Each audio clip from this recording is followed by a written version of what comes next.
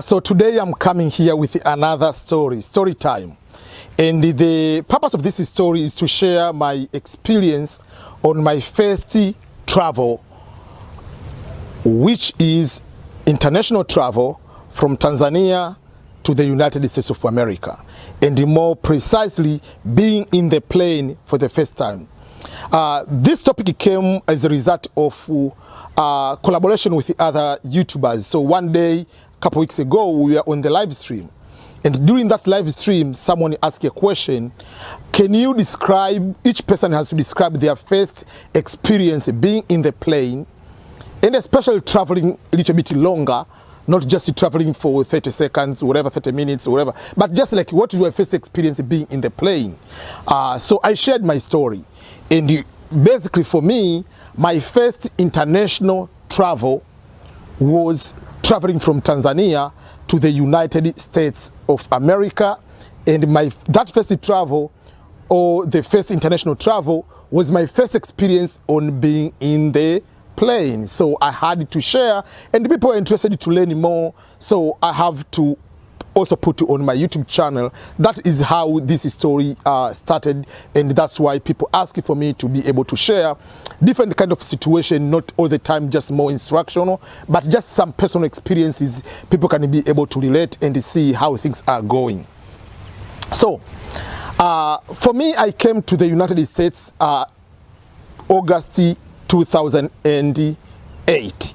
And to be precisely, I traveled from Tanzania on August 15, 2008. Obviously, I arrived in the US on August 16th. So I used the Swiss Air.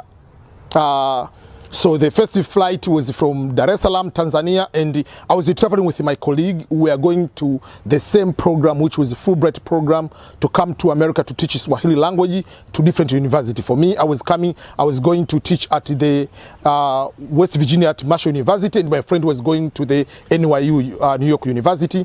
But we have to attend the orientation at Stanford University in California, in almost San Francisco area, so Bay Area. We have to go there for orientation. So basically when they are doing orientation, they pair people to go, so you meet with a group of people at location of the orientation. So orientation was at Stanford. So the first excitement, obviously I'm going to America. Second, I'm going to Stanford. There I will be there for at least a week orientation. Then I will go to my state or my university, which is Marshall University in West Virginia. But remember, I've never been to a plane before. It might look easy and simple during this time. Why I'm saying that way?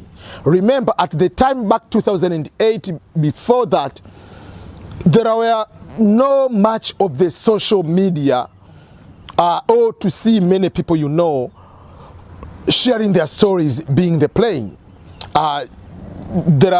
Facebook was starting at that time. We're still back in the time of the MySpace, time of using High Five, using Yahoo Messenger or MSN Messenger. So the social media, Instagram was not there. Facebook was starting. Then if you come to other social media, if you consider Twitter was not there, you are considering WhatsApp was not there. We used to go to the internet cafe or cyber for other people they call it, to communicate with someone. So it was different from now. You can sit at your home, go on the YouTube and check even like how do you get into the plane, see the videos. There are not so many videos of that nature because many people are not using social media in this way. YouTube back then was not there, and when it is starting, it was more about the cats video. So it was not like now you can just go, I want to be in the plane. You can see so many videos, all the experience. So you are going to the plane, you have never been talking to a person who has been traveling there. That is just like a vehicle, just be in the car, but it's a different experience. So my friend and I, we got into the plane. First of all, before I go to that, let me take you back. So remember, for instance, coming from Tanzania, back in 2008, around that time before, the supermarket is one supermarket which was brand new, was Mlimani City in Dar es Salaam. That was the big one, and I was at the university student, so university student of University of Dar es Salaam, so that's where you go most of the time, but still you don't have money to purchase most of these modern Western kind of food or lifestyle. So I've never eaten most of the Western food. There was no Burger King in Tanzania. There is no any other fast food except there was one which is called Steers, and that Steers was selling burger, but there is no KFC. All those kind of Western is not there. So I've never eaten pizza, I've never eaten whatever, we don't eat salad like in the terms of the grass. So when I was coming here, there are no such experience prior. But right now, if someone is coming from Tanzania, from Kenya, from Ghana, from wherever, has exactly the same or similar experience like here, you can go and eat Chinese, you can go and eat American food, you can go and eat any fast food, you can go and eat maybe whatever Mexican food in your own country. You can have accessibility to go to the 5-star hotels in your own country. But back in the day, I was just a student. How can I go to the Kempinski Hotel, which is almost like it is impossible to be there, to pay $200, which is more than my full money for the entire semester as a student? It is impossible. So you don't have all this kind of luxury experience of the modern day kind of hotels, traveling, all those kind of experiences. And that's the time you are supposed to fly or you're supposed to travel to come here.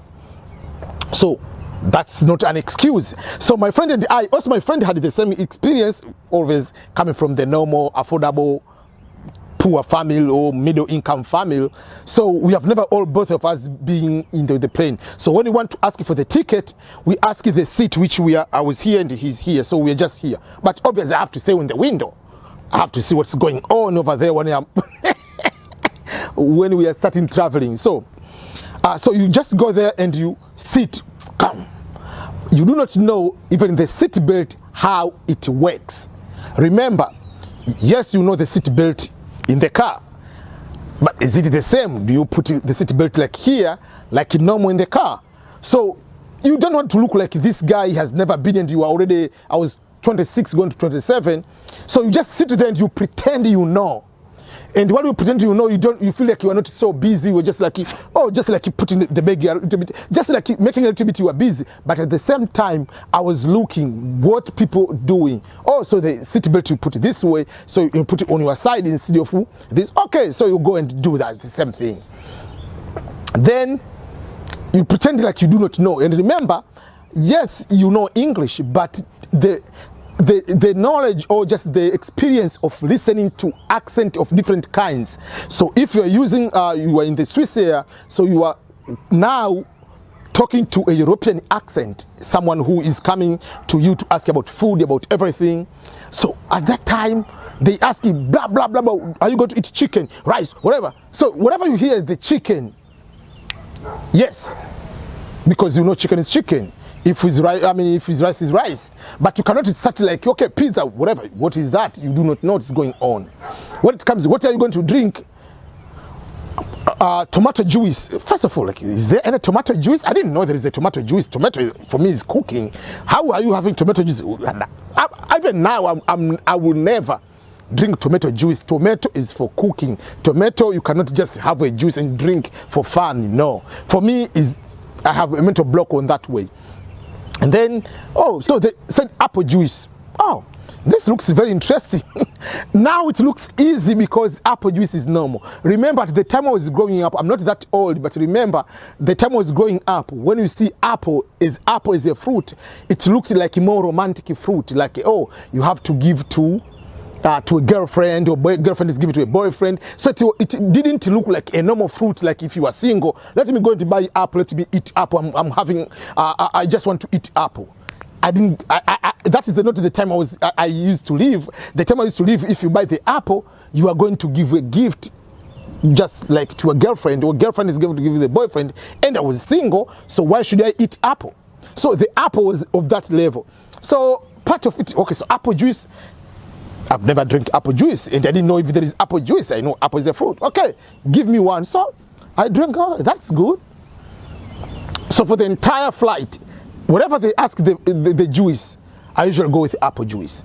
Up to now, I prefer apple juice or if they have grapes, or if they have other types of like passion. But most of these, they don't have so much type of fruit, I mean juices. They have this crazy apple juice, then I mean they have crazy like tomato juice is still there, I don't drink.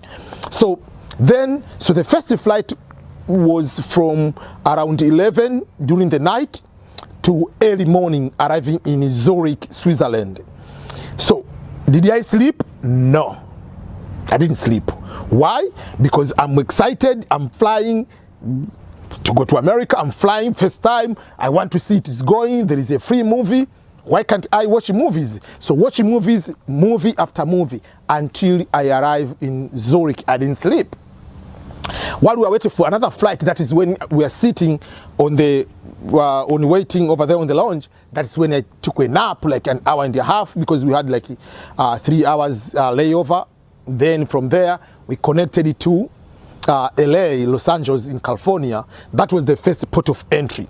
The good thing is this one, no matter, even if you have never traveled in your life, the easy part is more, I mean, these international airports, they are very straightforward.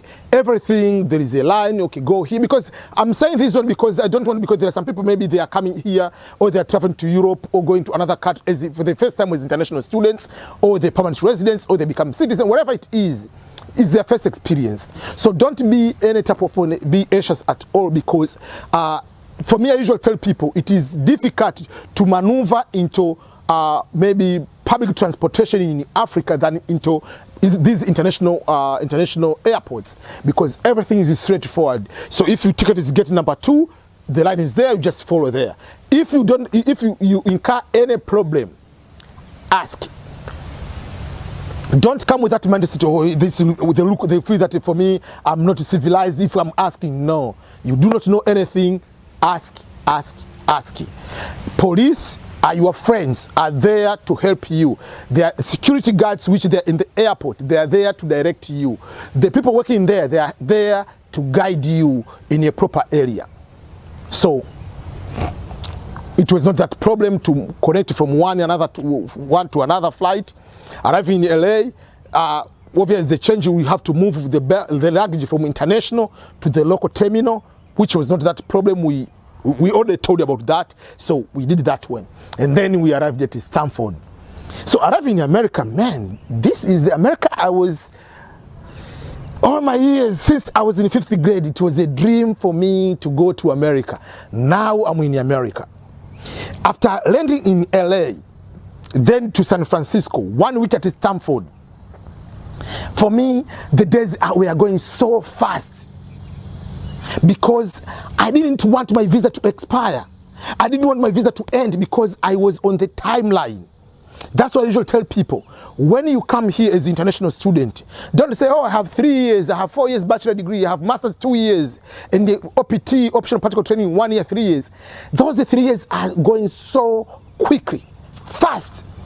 You need to have the next move. So for me, every single day going out of my visa, I'm getting upset, because I needed to get into the next move. So from the first 10 days, I already registered for myself for the GRE, Graduate Recording Examination, because I've already taken the test of English as a foreign language 12. So while I'm teaching Swahili language in the African culture at Marshall University, I'm already in the next move of what is the legal way I can stay in America, which was to go and do masters, which I had to apply for as many universities as possible. So when you arrived here, when at the airport, the first port of entry, you'll be told, welcome to the United States of America, if you are coming as a visitor. But if you are a green card holder or you are a US citizen, you'll be told, welcome home. You are coming back home. That's what they believe. So when you are told, welcome to the United States of America, yes, you are excited, but don't get excited too much until you forget your dreams. It is easier, trust me. So many people, 3 years to come, oh man, EBM, how do you convert this visa to become permanent resident? Oh, how can I apply for school? I came as a visitor and my visa was for 3 months. But what have you been doing from day one? You need to have the next move before even come here. The day you landed into the first port of entry, make sure you have written down before you forget with this crazy everything coming in. So despite of my excitement, despite of appreciating the things which I dreamed about, oh, this is how will it be, whatever, I didn't lose my focus. My focus was still the same. I came in America. Yes, I'm coming for 1 year program. It was not 1 year, it was 10-month program. But no matter what, I knew the next move, I have to get scholarships, fully funded scholarships to pursue my master's. So I applied 25 universities. I didn't allow the room for the failure. There is no way a soccer player like Cristiano Ronaldo or Lionel Messi take 25 shots on target and you don't get even one goal. There is no problem. That will never happen. So myself, in understanding about scholarships procedures, I put myself at the level of Cristiano Ronaldo and level of Messi because I know everything. But so my job was to make sure that I put 25 shots on target. And I was lucky enough to get 3 goals, 3 universities, 3 scholarships. So that is a little bit of a story, my first experience flying. Personal, I'm very much relaxed when I'm flying into the big plane, like this KLM, Swissair, this big planes. I'm very much comfortable. But these smaller planes, like you can call the person at the end of it, oh, please, give me jollof, or give me rice, give me pilau, give me a soda. You can see the person at the end. And no, those ones, they shake too much, whatever. But when I'm to these big planes, I'm very much relaxed. I feel so much safe being in the plane than being in the car. Because in the car, anytime another person can cross this one, someone can stop, not taking on the red light, instead of stopping, go beyond the speed limit. I don't trust those. Or someone going the road which is not supposed to be different lane, but in the plane, it is very difficult. It happens, very difficult for 2 planes to collide like this much. It's very much difficult or impossible. It has happened before. So I know that it will never happen. I know these pilots, most of these, they went to the very good school, they have very good salary, they have very time to relax. So I trust them more with my life when I'm in the plane than especially the public transportation, like a bus. Oh no, those I don't trust too much. So for me, that's a little bit my experience on how much I relax, and I don't have any problem whether going up, landing, whatever. Few times you can have those air pressure on your ears, and then you know for sure I take my gum. So those are the few things like, but when I rate this experience, and I will have another different video to rate the customer service and the nature of the experiences, maybe Qatar, Emirates, Ethiopian Airways, KLM, Swissair, all those I've been to. I will be able to share the experience of each flight I have been on, my own experience, and which one I don't recommend. But most of these I recommend because they are very professional, exception of very, very few, which I will talk in another video, not on this one. So that's my story time about me being into the plane for the first time. And since then, I've been to so many planes. International, apart from this COVID, I usually travel 3 to 5 times a year international. So I travel a lot, I can simply say, going to Tanzania, Madagascar, Kenya, Uganda, Rwanda, whatever, Malawi, South Africa, whatever. I've been to so many countries here.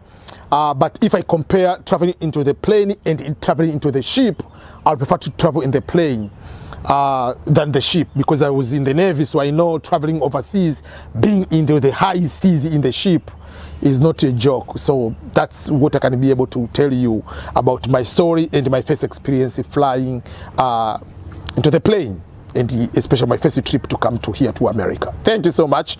Don't forget to subscribe to my YouTube channel, youtube.com/EBM Scholars. For English and for Swahili, you need to go to the youtube.com/EBM Swahili, or just search EBM Scholars or EBM Swahili. You'll be able to get in my YouTube channel and my podcast under the similar names.